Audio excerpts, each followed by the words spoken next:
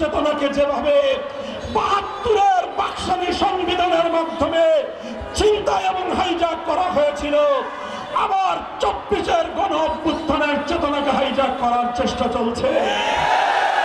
পরিষ্কার ভাষায় বলতে চাই, ২০২৪-এর জুলাই বিপ্লবের চেতনাকে যদি কেউ বাইপাস করে আগামীর বাংলার রাজনীতির গতিপথ নির্ধারণ করতে চায়, রাজপথে যুদ্ধ হবে।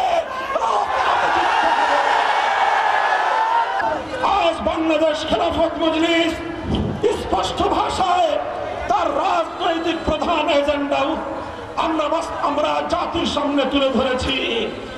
আমাদের এখন প্রথম এবং প্রধান এজেন্ডা হলো আগামীর বাংলাদেশ ৭২-এর আদর্শে পরিচালিত হতে পারে না।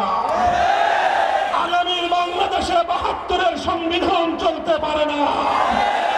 আগামীর বাংলাদেশ চলবে ২৪-এর অভ্যুত্থানের আদর্শের ভিত্তিতে। তাই অন্তর্বর্তীকালীন সরকারের প্রধান ডক্টর ইউনূস সাহেবকে আমি সবিনয় অনুরোধ করতে চাই, প্রায় সহস্রাধিক জুলাই যোদ্ধার রক্তের উপর আপনি ক্ষমতার মসনদে বসেছেন। জুলাই যোদ্ধারা যে জন্য জীবন দিয়েছে, সেই জুলাইয়ের চেতনা এবং স্পিরিটকে বাস্তবায়ন করতে হলে জুলাই সনদের আইনি ভিত্তি দেওয়া প্রয়োজন। এটা ডক্টর ইউনূসের জন্য লজ্জার বিষয় যে আজ বাংলাদেশের ইসলামী সংগঠনগুলো, বাংলাদেশের জনতার আধ্যাত্মিক চেতনা নিয়ে এদেশের জনপ্রিয় রাজনৈতিক দলগুলোকে জুলাই সনদের আইনি ভিত্তি প্রদানের দাবি নিয়ে রাজপথে নেমে আসতে হয়েছে। অন্তর্বর্তীকালীন সরকারের জন্য এটা লজ্জার বিষয়।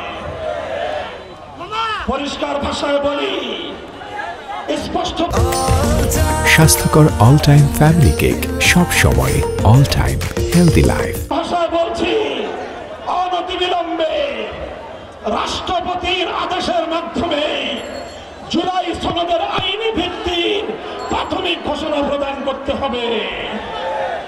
আগামী জাতীয় নির্বাচনের যথেষ্ট সময় পূর্বে, যৌক্তিক সময় হাতে রেখে গণভোটের মাধ্যমে জুলাই সনদের আইনি ভিত্তি বাংলার মাটিতে কার্যকর করতে হবে।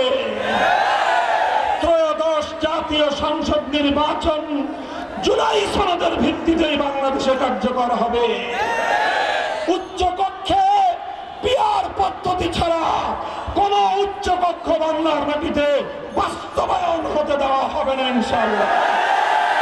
বাংলাদেশ খেলাফত মজলিস আপনাদেরকে কথা দিচ্ছে, আগামীর বাংলাদেশে ইনশাআল্লাহ কোনো বৈষম্য থাকবে না, কোনো অবিচার থাকবে না।